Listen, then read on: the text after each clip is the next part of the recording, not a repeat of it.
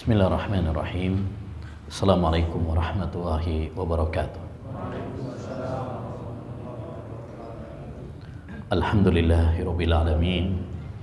Wa bihi nasta'in ala umurid dunya waddin. Wassalatu wassalamu ala asyrafil anbiya'i wal mursalin nabiyyina Muhammad wa ala alihi wa sahbihi ajma'in wa man ihtada bihudah wattaba atharahu ila yaumiddin, amma ba'd. Ma'asyiral muslimin wal muslimat, ayyuhal ikhwah wal akhwat yang semoga senantiasa dirahmati dan diberkahi oleh Allah Subhanahu wa taala. Alhamdulillah, kembali kita dipertemukan oleh Allah Subhanahu wa taala dalam kajian kita pada pembahasan kitab Al-Arba'un An-Nawawiyah, 40 hadis landasan agama yang ditulis oleh Al-Imam An-Nawawi Asy-Syafi'i rahimahullahu ta'ala. Kita telah sampai pada pembahasan hadis yang ke-6 ya. Pembahasan hadis yang ke-6. Berarti pertemuan ke-6. Karena setiap pertemuan satu hadis. Hadis yang ke-6, bismillahirrahmanirrahim. An Abi Abdillahi An-Nu'man ibni Bashirin radhiyallahu anhuma qala. Dari Abu Abdillah, ini yang kemarin sudah kita jelaskan, ini yang disebut dengan kunyah, yaitu nama yang didahului dengan Abu kalau laki-laki, Ummu kalau perempuan. Dan kunyah termasuk sunnah, walaupun orang tersebut belum nikah, walaupun dia belum punya anak, sebagaimana Nabi SAW memberikan kunyah kepada istri beliau Aisyah, padahal Aisyah nggak punya anak. Demikian juga Rasulullah SAW pernah memanggil anak kecil, ya Aba Umair, ma fa'alan Nuhair, ya, dengan panggilan Abu Umair, padahal anak kecil tersebut belum nikah, belum punya anak juga. Dan ini termasuk sunnah. An-Nu'man bin Bashir, ini nama sahabatnya, Nu'man bin Bashir radhiyallahu anhuma, semoga Allah meridhai keduanya. Kenapa kita mengatakan radhiyallahu anhuma? Karena sahabat Nu'man dan juga ayahnya yaitu Bashir, dua-duanya adalah sahabat Nabi. Jadi kalau ada seorang sahabat, bapaknya juga sahabat, maka kita mengatakan, mendoakan dua-duanya, radhiyallahu anhuma, semoga Allah meridhoi keduanya, ya. Tapi kalau misalkan sahabat tersebut dia sahabat tapi ayahnya bukan sahabat, maka kita mencukupkan radhiyallahu anhu. Seperti Umar bin Khattab misalkan, Umar bin Khattab sahabat tapi ayahnya bukan, bahkan mati dalam jahiliyah, sehingga kita mencukupkan radhiyallahu anhu. Dan ini termasuk adab seorang muslim terhadap para sahabat Nabi. Setiap kali disebut nama sahabat Nabi SAW, hendaknya bagi kita untuk mendoakan semoga Allah meridhoinya. Kenapa dipilih dengan doa ini, bukan doa-doa yang lain? Karena radhiyallahu an ini adalah lafadz yang dipilih oleh Allah SWT dalam Al-Quran. Dalam surat At-Taubah ayat 100, Allah SWT mengatakan tentang para sahabat, radhiyallahu anhum wa radu anhu. Makanya kenapa para ulama dulu ketika mendoakan para sahabat, doanya ini bukan rahimahullah, bukan ghafarallahu lah, bukan hafizahullah, tapi radhiyallahu an. Diambil dari ayat Al-Quran tadi, yaitu surat At-Taubah ayat 100. Dia mengatakan, sami'tu Rasulullah sallallahu alaihi wasallam yaqul, aku mendengar Rasulullah sallallahu alaihi wasallam. Dan ini juga salah satu faedah penting ya, kalau kita belajar hadis, ngaji, pengajian hadis itu Pak, salah satu faedahnya kita akan sering bersolawat kepada Nabi. Setiap kali disebut nama Nabi sallallahu alaihi wasallam, hendaknya bagi kita untuk bersolawat untuk beliau. Jangan pelit. al-bahilu man dzukirtu indahu wa lam yusalli alayya. Kata Nabi, orang yang pelit itu adalah orang yang ketika disebut nama saya tapi dia enggak bersolawat kepada saya. Dan bersolawat itu Masya Allah amalan yang ringan, pahalanya luar biasa. Kata Nabi alaihi salatu wassalam, man shalla alayya wahidan sallallahu alaihi asyra. Siapa yang bersolawat kepada saya sekali, maka Allah akan bersolawat kepadanya 10 kali. Bahkan Nabi SAW bersabda, inna min ahabbikum ilayya wa aqrabikum minni majlisan yaumal qiyamah aksarukum salatan alayya. Orang yang paling dekat tempat duduknya dengan saya di surga adalah orang yang paling banyak bersolawat kepada saya. Maka ini keistimewaan, keutamaan bagi kita untuk bersolawat kepada Nabi SAW. Dan ini keutamaan kita kalau ngaji belajar hadis. Ya, di samping Rasulullah SAW mendoakan orang-orang yang belajar hadis dengan doa kecerahan wajah. Nah, pingin wajahnya glowing, ya. Nggak pakai ini itu, ya. Perbanyak mempelajari hadis karena Nabi mendoakan nadzarallahu imra'an sami'a maqalati fawa'aha wa addaha kama sami'aha. Semoga Allah mencerahkan wajah orang yang mendengar hadisku, kemudian dia memahaminya, menghafalnya, lalu menyebarkan seperti yang dia dengar. Jadi mengajarkan kepada orang lain, ya, seperti yang dia dengar. Ini doa dari Nabi SAW untuk orang-orang yang mempelajari hadis Nabi SAW. Mudah-mudahan kita dalam majelis Arba'in Nawawi ini, karena mempelajari hadis-hadis Nabi SAW, termasuk bagian dari, ya, doa dari Nabi alaihi salatu wassalam. Amin Allahumma amin. Taib. Kata Nabi alaihi salatu wassalam, innal halala bayyinun wa innal harama bayyinun wa bainahuma mushtabihatun la ya'lamuhunna katsirun minan nas. Sesungguhnya perkara yang halal itu jelas, dan sesungguhnya yang haram itu jelas, dan antara yang halal dengan yang haram di sana ada mushtabihat, perkara-perkara yang syubhat, yang samar, yang tidak jelas antara halal dan haramnya. La ya'lamuhunna katsirun minan nas, tidak diketahui oleh kebanyakan manusia. Ya, artinya banyak manusia yang tidak tahu apakah itu halal ataukah itu haram.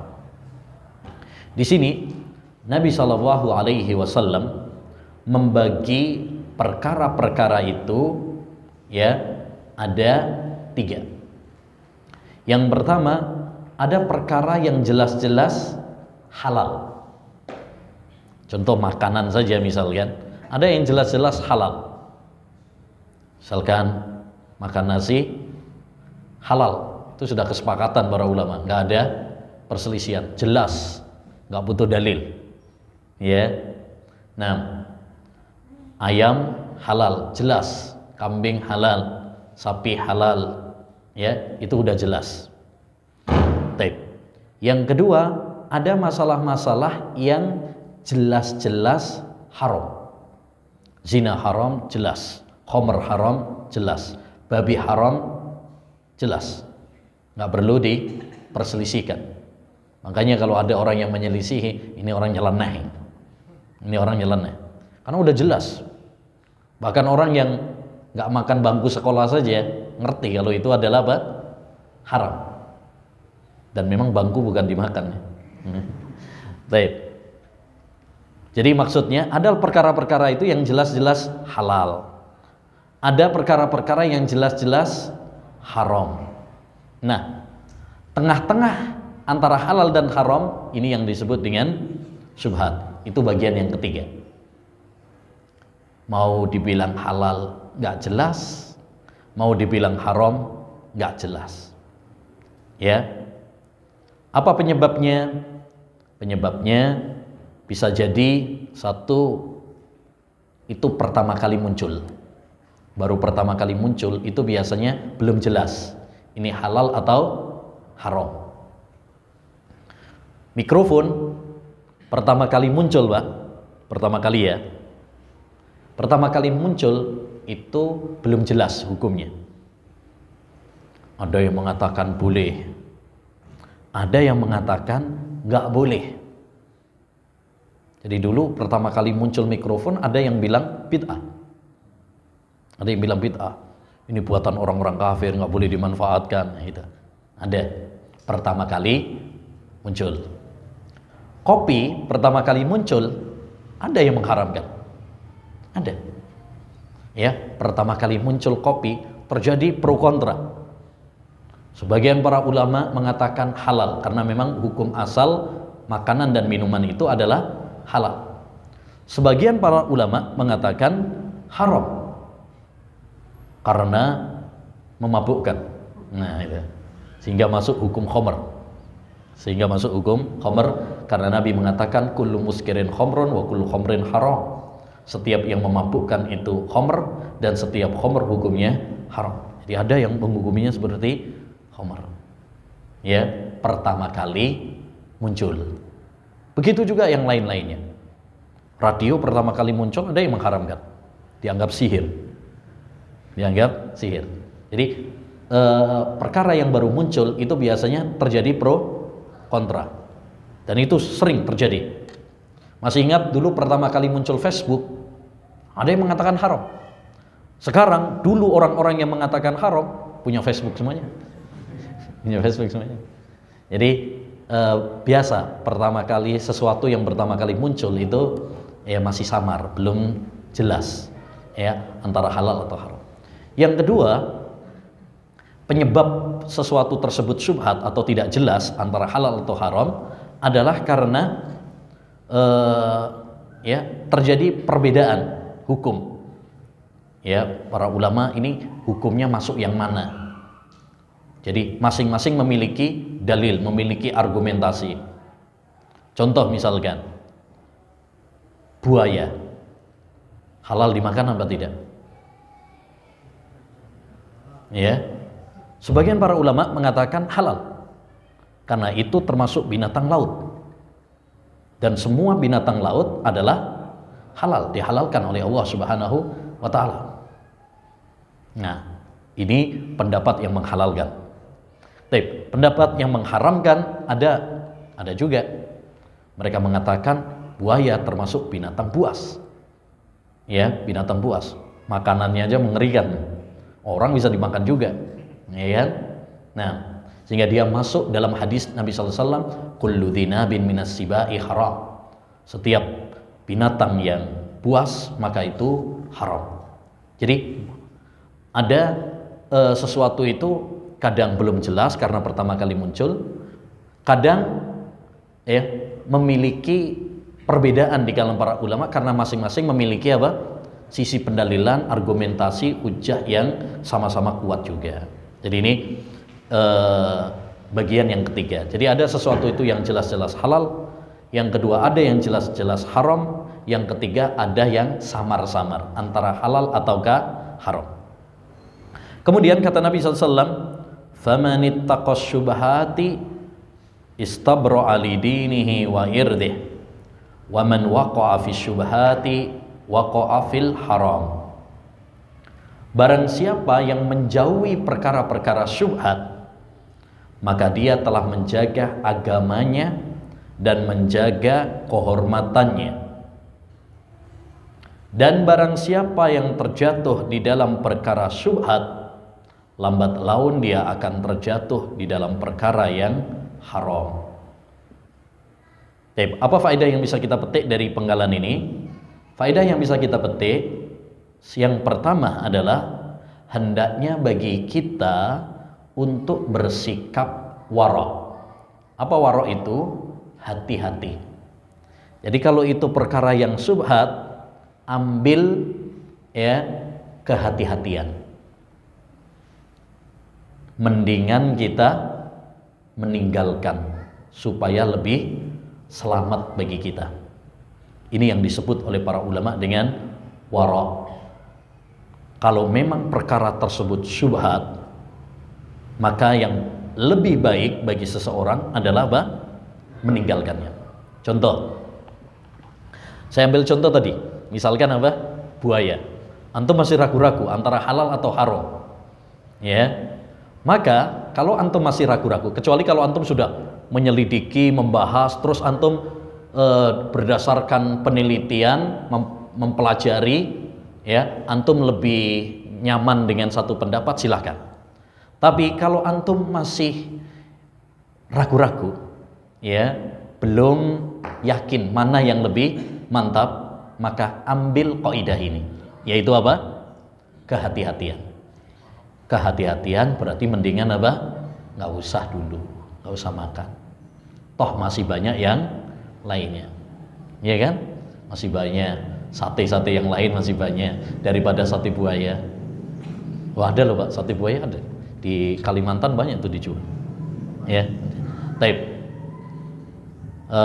Jadi intinya kalau kita masih belum yakin terhadap salah satu pendapat, ambil kaidah ini, yaitu apa? Kehati-hatian. Ini yang disebut wara'. Dan wara', kehati-hatian itu ditekankan dalam dua hal. Yang pertama adalah dalam masalah makanan dan pekerjaan. Itu dalam masalah makan, ya, hati-hati. Pastikan apa yang kita makan betul-betul apa? Halal. Betul-betul halal. Karena jika kita makan makanan yang haram, maka ya Allah Subhanahu wa ta'ala tidak akan mengabulkan doa-doa kita. Sebagaimana nanti dalam hadis yang ke-10 yang akan kita pelajari, pada hadis yang ke-10 Nabi pernah menceritakan ada orang yang sudah melakukan sebab-sebab terkabulnya doa, tapi makanan yang dia makan haram, minuman yang dia minum haram, pakaian yang dia pakai haram, sehingga Allah tidak mengabulkan doanya. Demikian juga dalam masalah pekerjaan.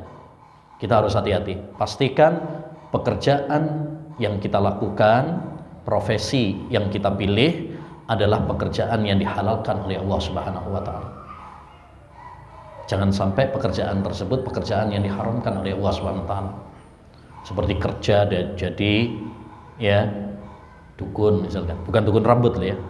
Dukun yang ngaku-ngaku tahu ilmu gaib. Nah, itu kan pekerjaan yang haram. Ya, atau riba, atau pekerjaan, ya, mencuri, merampok misalkan. Nabi Shallallahu Alaihi Wasallam pernah bersabda dalam hadis yang sahih, ya, kata Nabi alaihi salatu wassalam, la ya'ti 'alan nasi zamanun la yubalil mar'u bima akhadhal mal amin halalin aw min haram. Akan datang suatu zaman pada manusia, ya, di mana seorang tidak peduli lagi dari mana dia mengambilnya, apakah dengan cara yang halal atau dengan cara yang haram.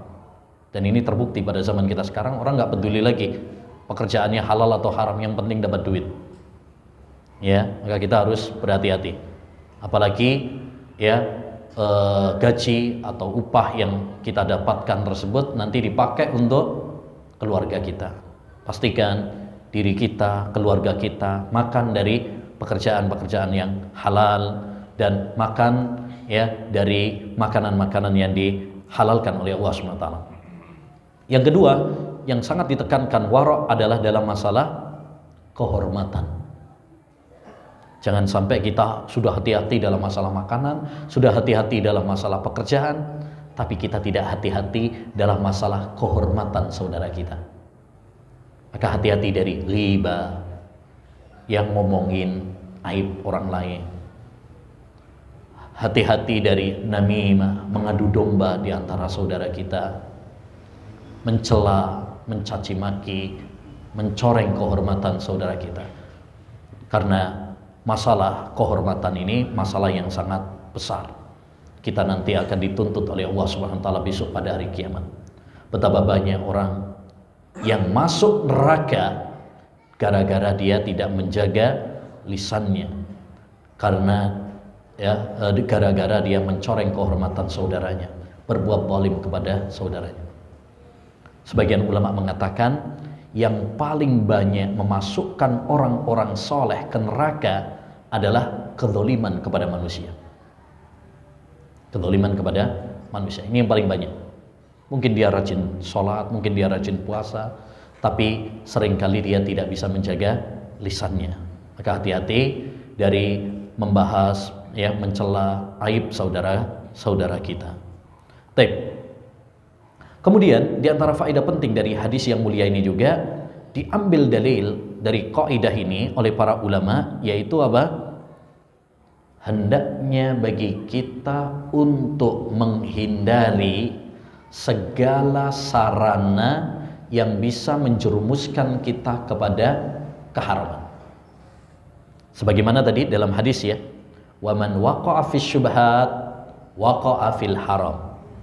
Siapa yang terjerumus dalam perkara syubhat, maka lambat laun dia akan terjerumus di dalam perkara yang haram. Awalnya meremehkan masalah syubhat, lambat laun dia akan terjerumus di dalam perkara yang haram. Maka ini diambil dalil oleh para ulama, sebuah kaidah yang disebut oleh para ulama dengan saddud dzari'ah. Apa itu saddud dzari'ah? Saddud dzari'ah artinya membendung segala hal yang bisa menjerumuskan kita kepada keharaman. Contoh, ketika Allah Subhanahu wa ta'ala melarang kita berzina, maka segala sarana yang bisa mengantarkan kita kepada perzinaan, jauhi. Makanya perhatikan, ketika Allah melarang kita berzina, Allah tidak mengatakan jangan berzina. Apa kata Allah? Wala taqrabuz zina. Jangan mendekati zina. Bukan jangan berzina, tapi jangan mendekati zina. Artinya apa? Segala sarana yang bisa mengantarkan kita kepada perzinaan, jauhi juga. Makanya di dalam agama Islam dilarang orang itu berdua-duaan dengan wanita yang bukan mahramnya. Ya. Biasa, apalagi kalau malam mingguan, cari tempat-tempat yang sepi. Nah itu nggak boleh, Pak. Dalam sebuah hadis Rasulullah mengatakan, la yahluwanna rajulun bimra'atin illa wasalisu asyaitan. Tidaklah seorang laki-laki bersepi-sepi dengan seorang wanita yang bukan mahramnya, kecuali yang ketiganya adalah setan. Awalnya tadi bersepi-sepi, cari tempat yang remah-remah, setan terus menggodanya. Akhirnya terjadilah perbuatan yang diharamkan oleh Allah SWT. Maka Islam, kenapa kok Islam melarang seperti itu? Karena ini sarana. Kaidah yang disebutkan oleh para ulama, Allah Subhanahu wa ta'ala apabila mengharamkan sesuatu, maka Allah haramkan juga sarananya. Ya, Allah haramkan zina, maka sarana yang mengantarkan kepada perzinaan nggak boleh. Contohnya tadi, berdua-duaan dengan wanita yang bukan mahramnya. Allah melarang kita pembunuhan. Segala sarana yang mengantarkan kepada pembunuhan nggak boleh. Makanya kita nggak boleh saling bermusuhan, nggak boleh iri hati, hasad, nggak boleh menodongkan senjata kepada saudaranya walaupun bercanda, walaupun ngeprank, ya, nggak boleh. Kenapa? Karena itu sarana menuju pembunuhan yang sebenarnya. Mungkin awalnya tadi cuma main-main aja, tapi nantinya jadi serius beneran. Ya, dan orang kalau sudah dengki, kalau sudah bermusuhan, akhirnya apa? Emosi, ya, bisa bunuh. Itu sarana, ditutup. Islam melarang kita minum khamr, maka sarana yang mengantarkan kepada minum khamr nggak boleh. Makanya kita nggak boleh minum khamr walaupun cuma nyicipi. Kata Nabi, kullu muskirin khamrun qaliluhu wa kathiruhu haram. Minum khamr, yang setiap yang memabukkan itu khamr, dan khamr hukumnya haram, sedikitnya atau banyaknya. Jadi sedikit saja, nyicipi saja nggak boleh. Kenapa? Sarana. Orang kalau diperbolehkan nyicipi khamr, nah bisa ketagihan nanti. Iya, enak juga ya. Nah, makanya ditutup dalam Islam. Ya, segala sarana yang mengantarkan kepada haraman maka tidak diperbolehkan. Ini kaidah penting. Ini kaidah penting, yaitu kaidah saddud dzari'ah, membendung segala hal yang menjerumuskan kita kepada keharaman. Kemudian Rasulullah SAW memberikan sebuah perumpamaan. Karra'i yar'a haulal hima yusiku an yarta'a fi. Seperti pengembala yang mengembala kambingnya di area dekat area terlarang, maka lambat laun akan memakan rumput yang dekat terlarang tersebut. Ini Masya Allah, Rasulullah habis memberikan teori, memberikan contoh perumpamaan, dan ini salah satu bentuk pinternya Rasulullah dalam mengajar. Makanya untuk para guru, para ustadz, ini penting untuk diperhatikan. Ketika kita membuat sebuah kaidah, membuat sebuah penjelasan, lebih jelas lagi kalau dikasih apa? Contoh-contoh. Karena tujuan kita ketika mengajar, berdakwah itu adalah supaya mudah difahami. Nah, Rasulullah SAW setelah tadi menjelaskan, hendaknya bagi kita untuk berhati-hati, menjauhi perkara-perkara syubhat. Karena orang kalau sudah meremehkan masalah syubhat, lambat laun akhirnya terjerumus dalam hal yang haram. Beliau mencontohkan, contohnya, perumpamaannya seperti ada orang ngembala kambing di pinggir area yang terlarang.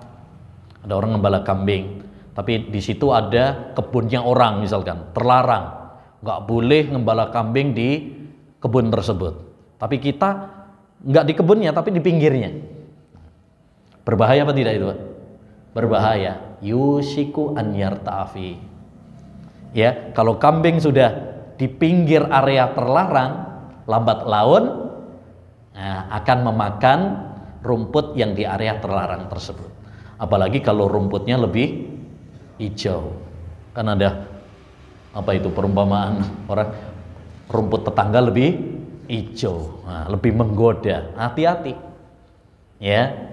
Awalnya cuma di pinggir, lambat laun terjerumus. Maka ini perumpamaan dari Nabi SAW yang mudah dicerna. Kita kalau ingin selamat dari hal-hal yang haram, tinggalkan segala sarana yang bisa menjerumuskan kita kepada keharaman. Ini penting, terutama zaman kita sekarang, di mana godaan-godaan untuk melakukan perbuatan yang haram itu sangat banyak sekali. Kalau kita meremehkan, menggampangkan, lambat laun kita akan terjerumus di dalam keharaman.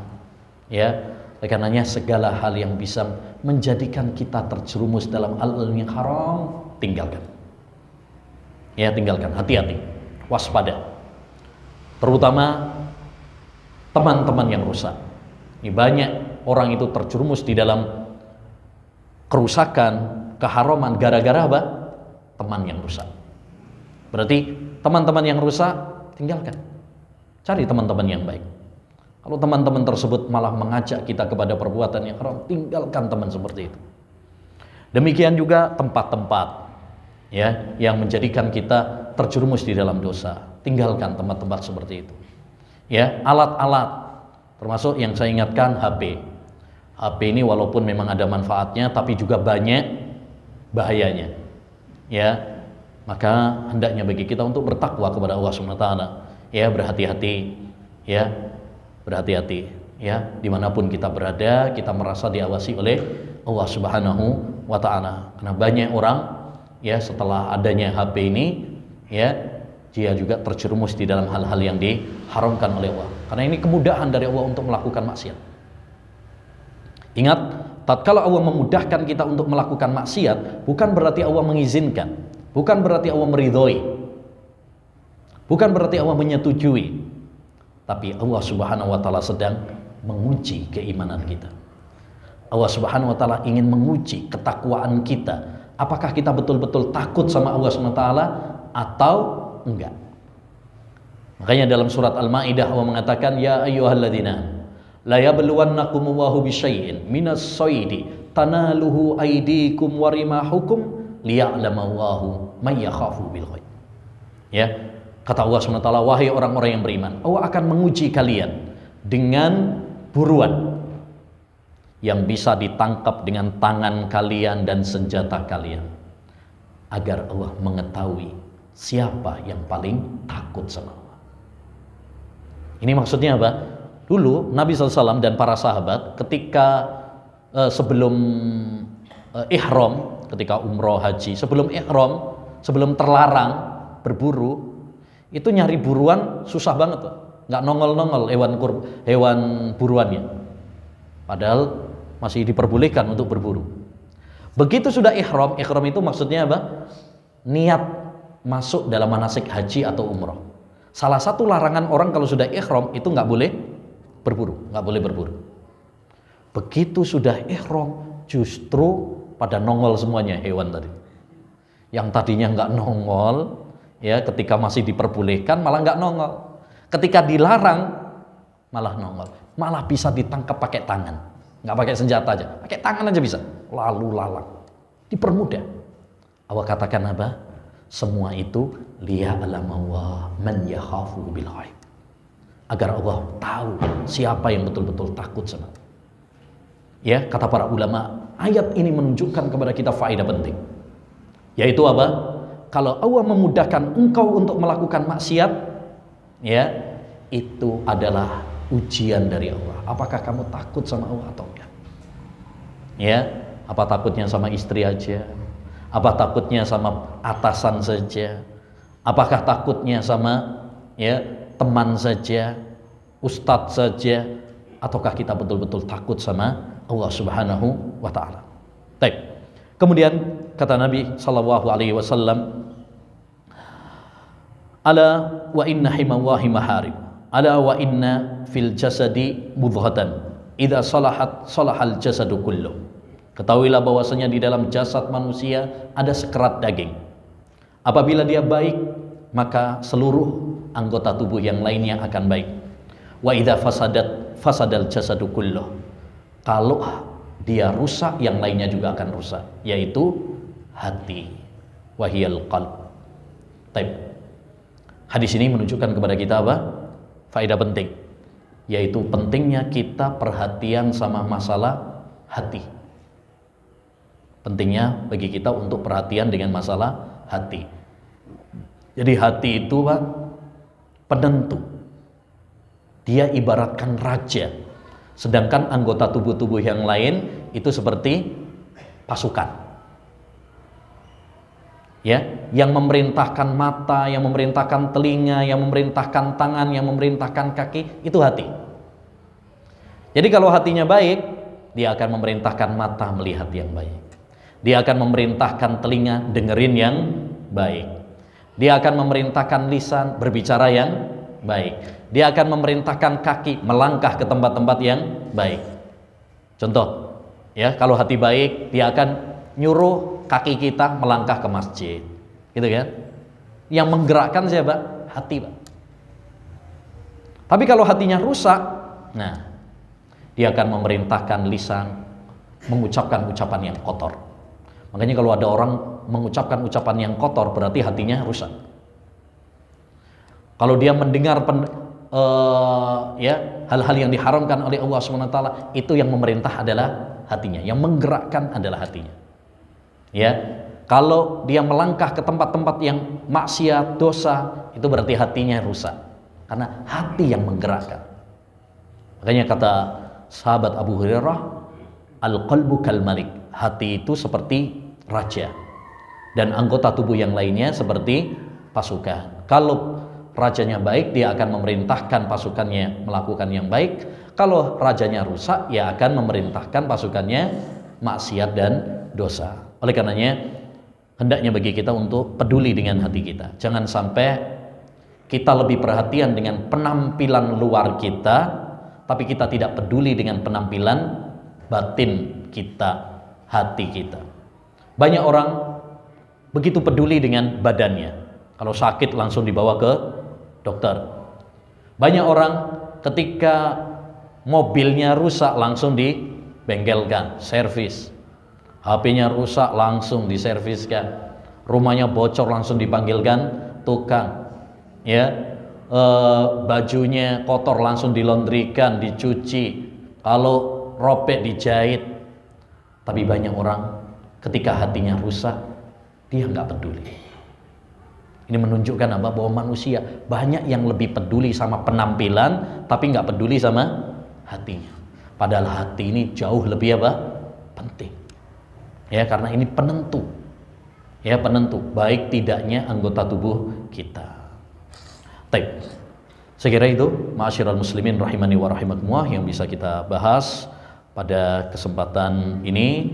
Insyaallah taala nanti kita lanjutkan pada pertemuan berikutnya, hadis yang ke-7. Baik. Baik. Barakallahu fiikum. Subhanakallahumma bihamdika asyhadu an la ilaha illa anta astaghfiruka wa atubu ilaik. Assalamualaikum warahmatullahi wabarakatuh.